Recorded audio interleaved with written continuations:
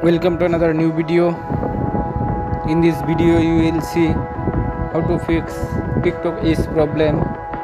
Please follow complete the process.